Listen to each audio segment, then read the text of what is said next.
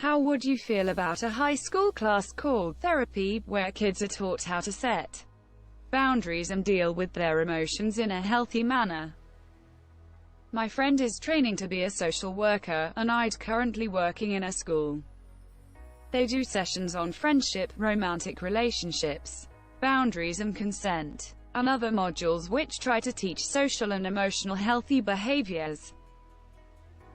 It's not quite the same as what you're saying, but it does have elements of this. I think the key is you start young and then continue to build on it in different ways. The point I would make though is that this is not for teachers to teach. It's for social workers or therapists. I agree, ex-social worker here, the sessions would be fine. But therapy designed by civil servants, vetted by school district superintendents, then approved by parents groups, delivered by educators. No, that idea scares me. Can you image the fighting over the curriculum, whose values would be front and center? Teachers are already expected to be everything to students. The list on them keeps growing. Let them do well in what they are trained to do. And GT, that idea scares me. Can you image the fighting over the curriculum, whose values would be front and center? I hate to break it to you, but that's exactly what's happening, from elementary on. It's called social-emotional learning and we're now expected to teach it explicitly. Much of it is based on middle-class white values, which tends to be entirely culturally incomparable with low-income or racially marginalized groups. And it's awful. I had a class in HS called Life Skills that was all about emotional health. It was a good thing. Sadly, one of our classmates passed away mid-year. He fell out of a boat and couldn't swim this year. Having that group really helped us work though coming to grips with it. Riptide, I can admit that life skills, emotional intelligence, emotional health would be better class names, but the support would be similar. Riptide, as a former high school student I can tell you 60% of them would not take it seriously. Edit. This is a rough estimate. Depending on the class dynamic it could be anything between 100% of the class and like 50, I'd say.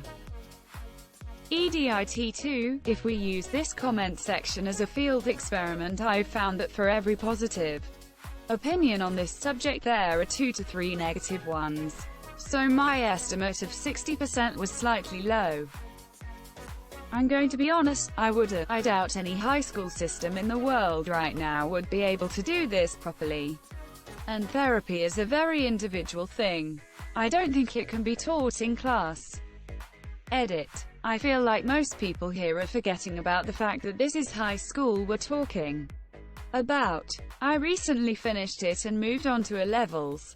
I speak from experience when I say this won't work in a high school environment. Edit 2. Some of you think that I'm saying that teenagers are the sole problem here. It's not that at all. Teachers, school administration and students combined make this really hard to pull off. Almost impossible even. I'm not talking about group counseling or group therapy. I'm talking about a full-on lesson time for this. Not all kids need it or know the importance of it. And lesson disruption is commonplace in high schools. Needless to say, in my middle school through years 6 to 8 we had a specific group of people deemed by the grade counselor and held these occasional therapy sessions, which helped THPSE kids a lot. I personally went to her a ton. She helped me get through a time where I had practically no friends, and was a target for constant bullying.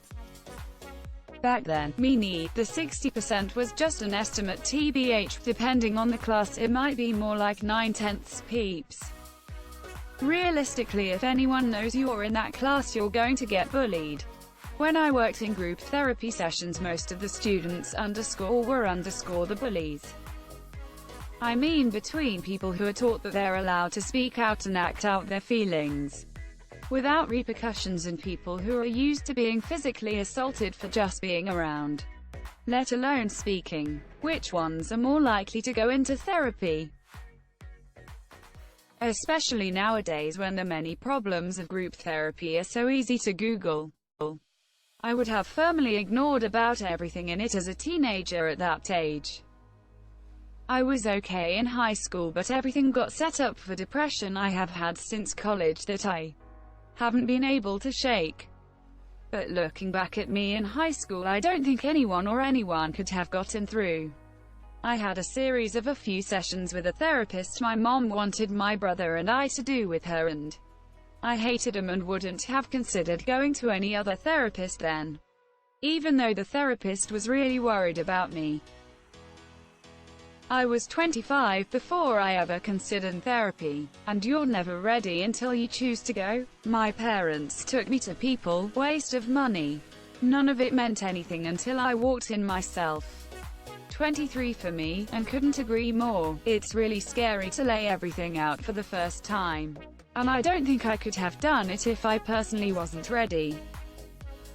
I don't think it's a bad idea, but a lot of people wouldn't take it seriously, and the only ones that would take it seriously brings us to be. It's generally not something most people want to do as a group, especially with classmates. We have those class in Quebec, it's called it's a zoo. No students gives a shit and just do whatever in the class. I had 0% in that class for the 3 years I had to take it. People passing the class was the extreme minority. Assuming the class is going to be taught by a high school teacher, and not a therapist, professional.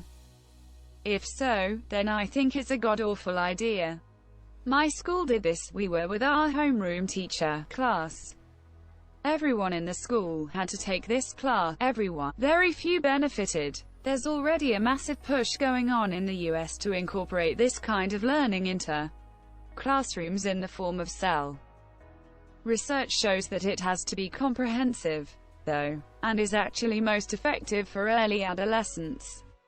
This is the stage when youth are both most receptive to such learning and, statistically, will benefit the most from it. Sequestering it into a single classroom setting at the high school level would not be of much use. One of the biggest points of vulnerability for at-risk youth is the transition into high school. Additionally, while high schoolers can benefit from cell, the effect is dampened somewhat for reasons unclear. One hypothesis is simply that teenagers are at a point in their lives where they're growing more independent, and as a result they're not as receptive to being taught life skills by adults in positions of authority. Assuming this to be the case, cell could actually have a detrimental effect, as it interferes with other critical development in youths. Whatever the case may be, I maintain that it's important to focus more on cell in adolescence, and that a class called therapy would not be in youth's best interests.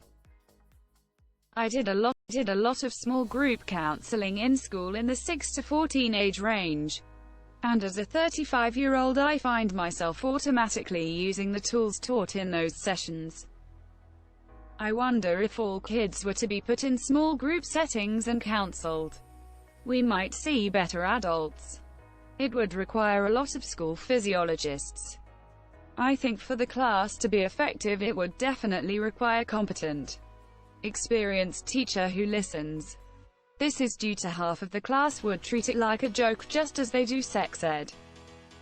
You'd be surprised how much you can influence a student simply by giving them a comfortable place to sit. The school I worked at had a bunch of small sofas and other second-hand bits of living room furniture for students to use during group therapy. They were able to put their feet up and act like normal people instead of institutional members. I would love if my classes had actual seats.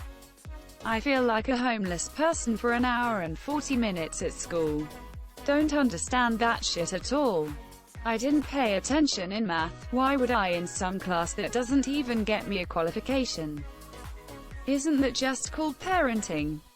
High school-aged me would have resented the fuck out of being forced to do that. Crosses a personal boundary, you might say. There is no panacea for human emotion. We're all different. I wouldn't have taken it seriously. We all laughed at the homie C also. After going through college, some base like that would have been good. Fuck, at work our janitors go around with like 3 spray bottles and can clean like anything. I feel silly asking, but what are those things? There are for sure some basic home stuff I should have learned while younger. You mean health class? That's what I thought. I assumed that this was just another part of health, je monsieur. Learn about dental dams one day, and learn about emotional dams the next. I have a class at my high school called Positive Psychology, and it is all about how to improve your mental health and offers support to depressed students. They also learn about meditation and other methods of dealing with anxiety and depression. They watch movies every Friday, and go on walks every day. I hear it's pretty nice. I would think it is super stupid. I mean, it would be helpful, but nobody cares about that. We are teenagers. 100% agree. At most 5 kids out of a class of 30 would take it seriously and would just get bullied for it. I'm saying this because I can't see myself showing up to this class more than a few times a week. 'Cause it would be a waste of time. I was also a very academically inclined student that never skipped classes. Way too fucking late.